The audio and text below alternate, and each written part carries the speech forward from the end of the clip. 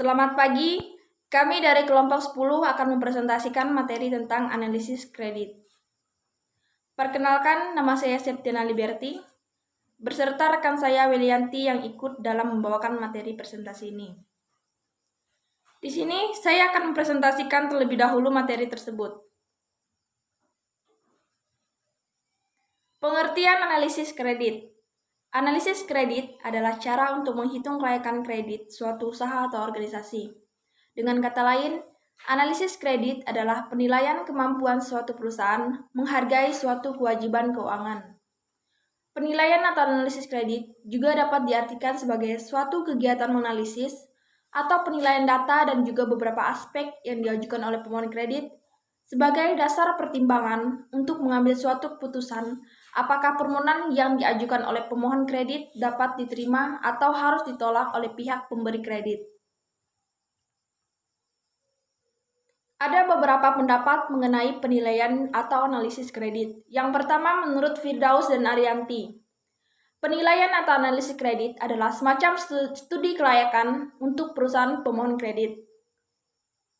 Yang kedua menurut Johan. Penilaian kredit adalah kegiatan pemeriksaan, penelitian dan kelayakan file, surat, data, aplikasi kredit, sampai keputusan yang dibuat calon debitur apakah kredit tersebut diterima atau ditolak. Yang ketiga menurut Thomas Suyanto dan kawan-kawan.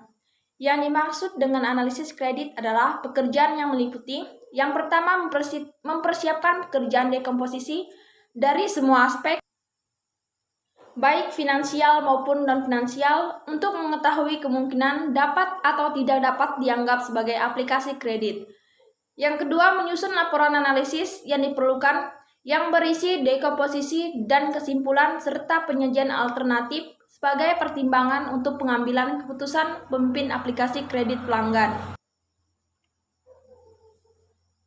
Analisis kredit juga mencakup pemeriksaan terhadap jaminan dan sumber pembayaran lainnya serta riwayat kredit dan kemampuan manajemen. Tujuan analisis kredit adalah untuk meneliti calon peminjam dan fasilitas pinjaman yang diajukan dan untuk menetapkan kadar risiko.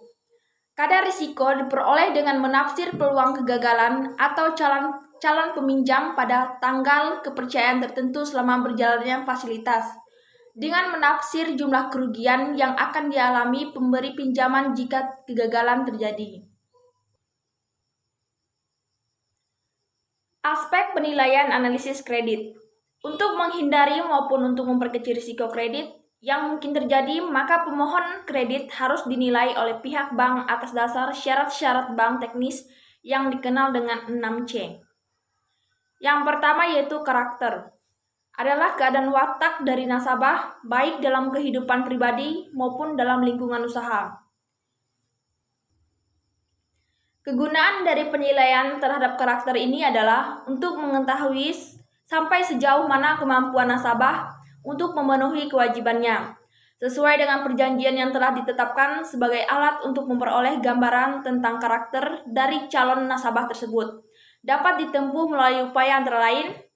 Yang pertama, meneliti riwayat hidup calon nasabah, meneliti reputasi calon nasabah tersebut di lingkungan usahanya, meminta bank-to-bank information, mencari informasi kepada asosiasi-asosiasi usaha di mana calon nasabah berada, mencari informasi apakah calon nasabah suka berjudi, dan mencari informasi apakah calon nasabah memiliki hobi berfoya-foya.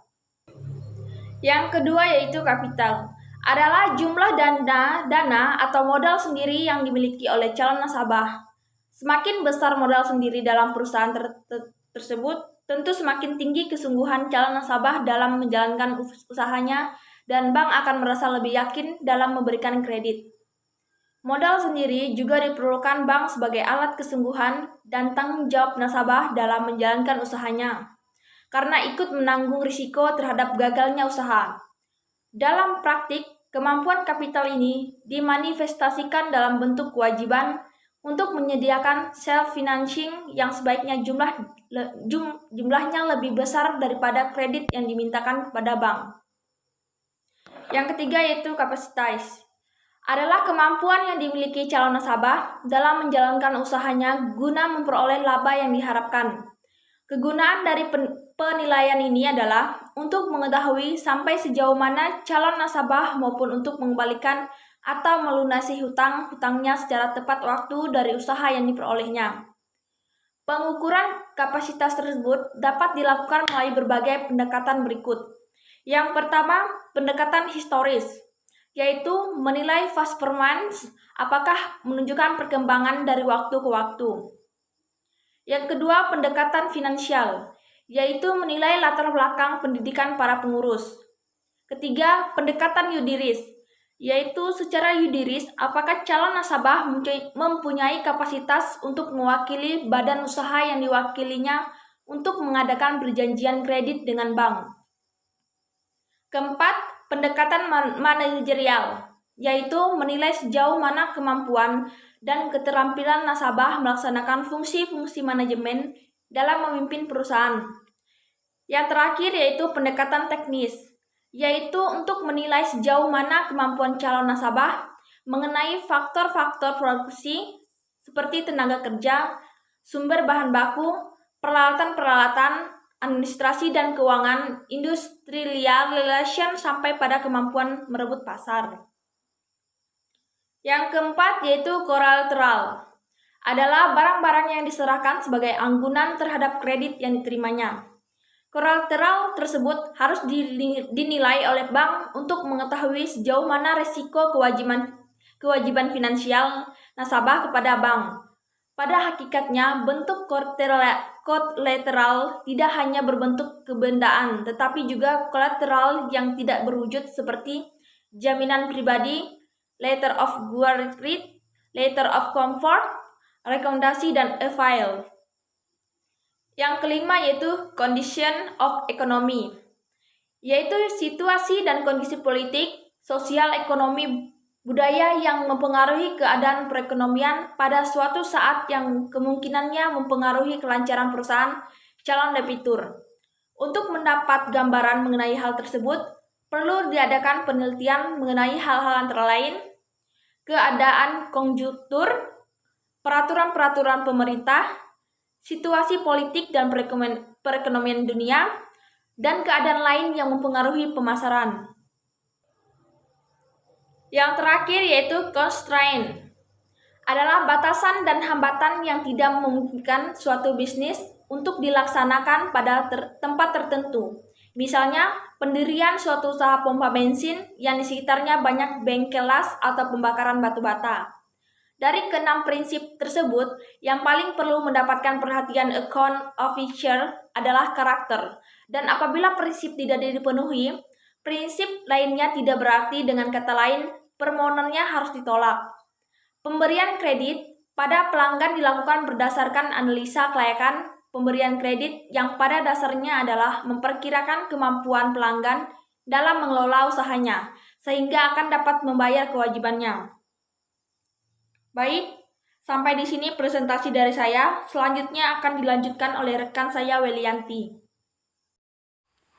Baik, selanjutnya perkenalkan, nama saya Welianti. Di sini saya akan menjelaskan mengenai aspek yang perlu dinilai dalam menentukan kelayakan penyediaan fasilitas kredit menurut Kashmir, di mana aspek yang pertama ada hukum dan yuridis, di mana tujuannya adalah untuk menilai keaslian dan validitas dokumen yang nantinya akan diajukan oleh pemohon kredit.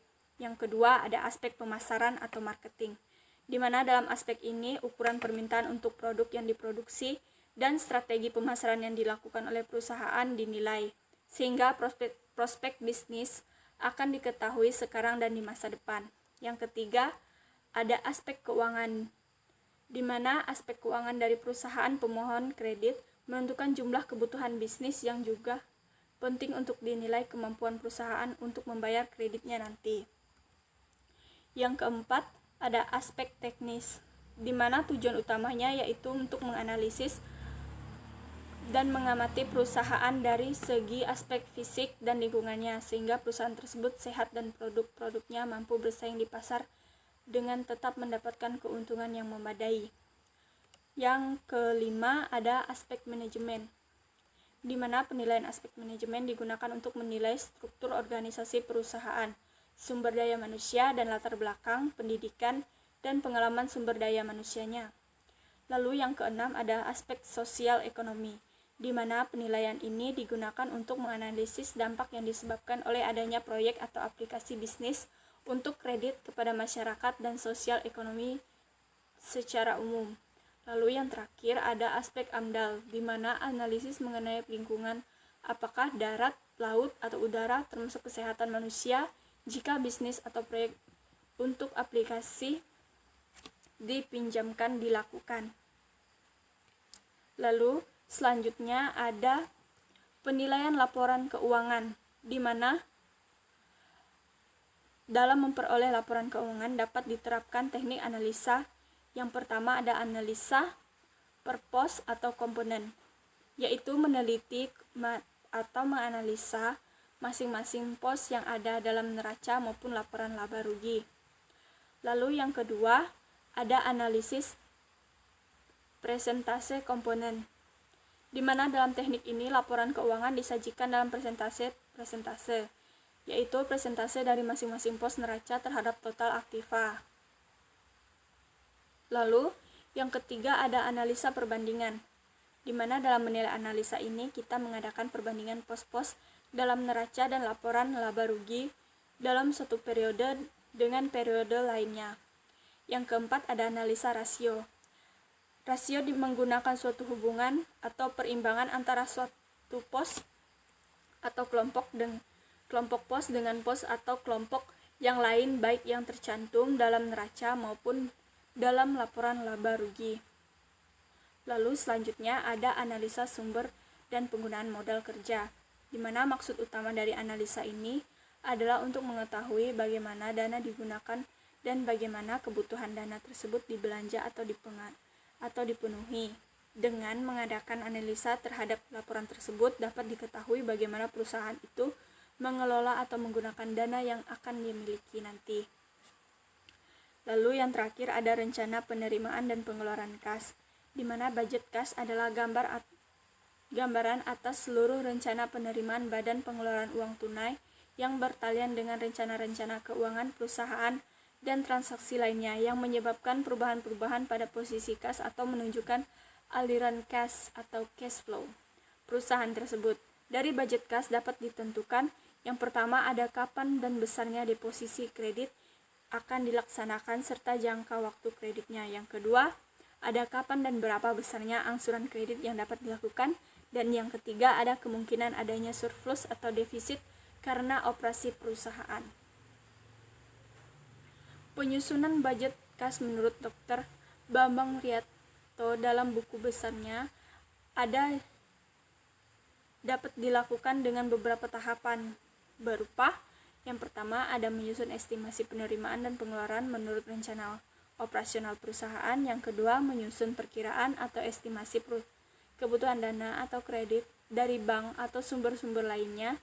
Yang ketiga, ada menyusun kembali estimasi keseluruhan penerimaan dan pengeluaran setelah adanya transaksi finansial dan budget kas yang final. Baik, hanya ini yang dapat kami sampaikan. Kurang dan lebihnya kami mohon maaf. Sekian dan terima kasih.